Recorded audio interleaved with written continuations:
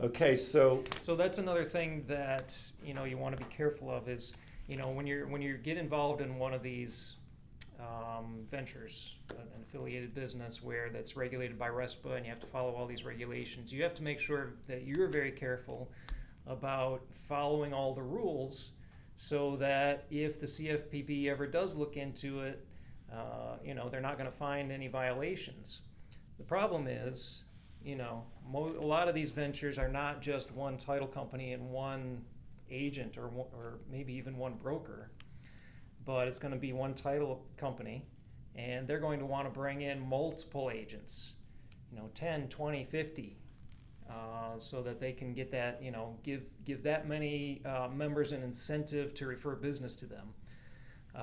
But the problem with that is, if you're going to get involved in that, do you know all of those agents?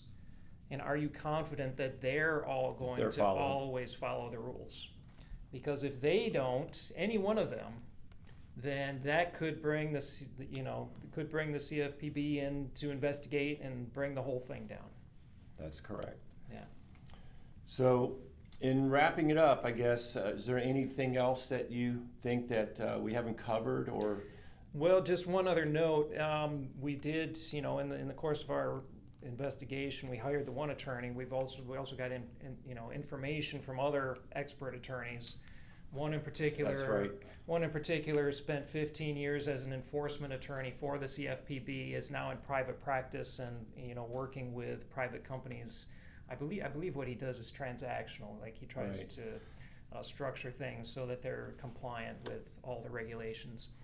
But yeah, in fact, this attorney just did a 1-hour seminar for the American Land Title Association just 2 weeks ago. Yeah. So this just shows you how timely it is. And he talked all about how it's picking up the sham ones. I mean, again, not to say that there aren't legitimate ones out there. Again, that's not what we're trying to do. But that the enforcement is also picking up. Okay, they're cracking down on these, so you got to be very careful. Right. And who are you going into business with? Again, what the title company? Who are they? Do you know them? I mean, why are they calling you to get business in the first place? Okay, I mean, so there are a few things. And this attorney was also of the opinion that even if you pass all of the review regarding RESPA, you've got a bona fide venture. You're compliant with all of the standards in the statute, everything's good there. He's of the opinion that under a different federal statute, this is part of the Consumer Financial Protection Act, that when you as a real estate agent become affiliated with a title company, that you bring yourself under the jurisdiction of the Consumer Financial Protection Act. And one of the requirements in that is that if you are a person who's in a position that a consumer can reasonably expect that you would be acting in their best interests and not your own, that you have an obligation to act only in their best interest. And he was of the opinion that the CFPB might look at that and say, well, if you have a financial personal interest in a title company, a settlement services provider, and you refer your clients to that company, are you really acting in their best interest and not your own?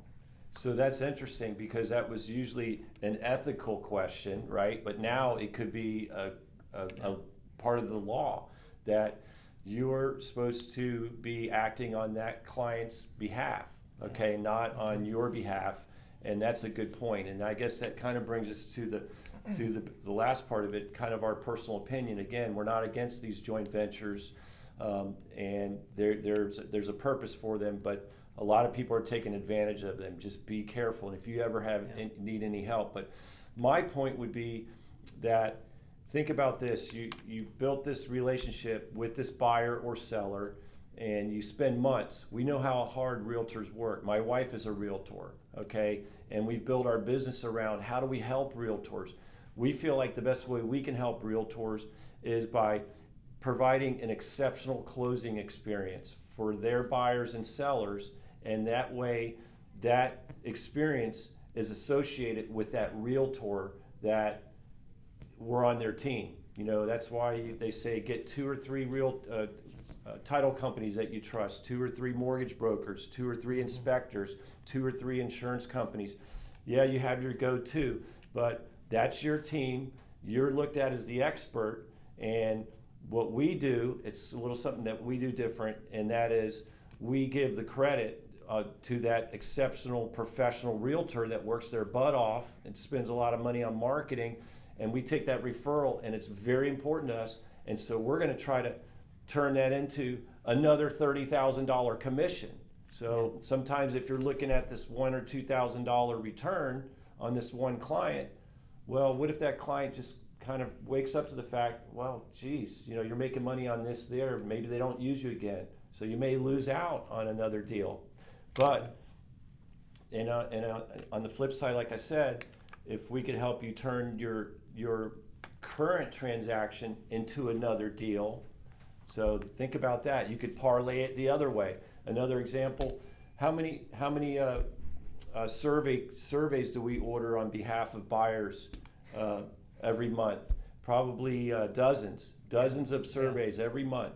We refer 2 or 3 companies, and we do it based on what's the best value for the client, who's got the best pricing at the time, does it fit, is it more acreage, maybe they're a little less expensive, they're more efficient.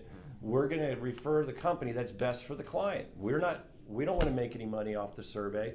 We refer lien search companies. We don't want to be part of their business to make money off of them. And again, we're going to pick the ones that are going to be very efficient to make us look good as a title company, as part of my point. See that they make us look good, then it waterfalls into, that's what we're all trying to do, help that buyer and seller with the very best experience, and that's how you turn another deal into another $20,000, $30,000 commission. So again, we're not against this.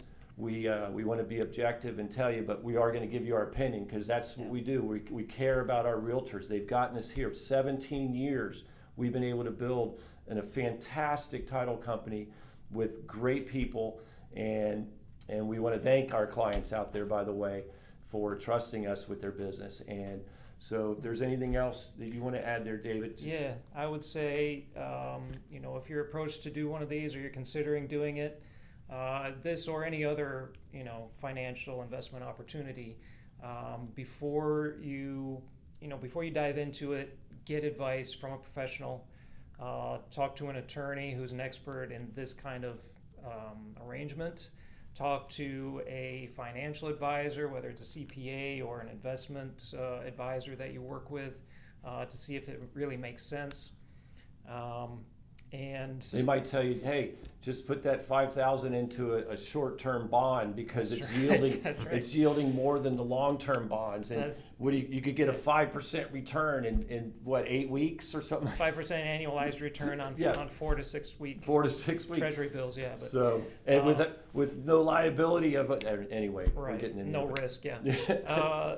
But and finally, just, you know, if you're approached with something and they're making promises of returns that just seem like way too good to be true, like, you know, miles better than any other investment you could make, be very suspicious of that, because based on what I've learned, you know, going through all of this research, there's a very good chance that that's violating RESPA.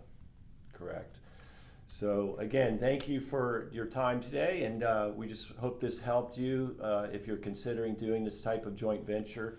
And we really appreciate your business. Please send your deals over to us, and we'll take great care of them like we always have. And we really appreciate everyone out there. Joe Taylor signing off. David Burt. All right, Marketplace Title in Estero, Florida. Thank you so much.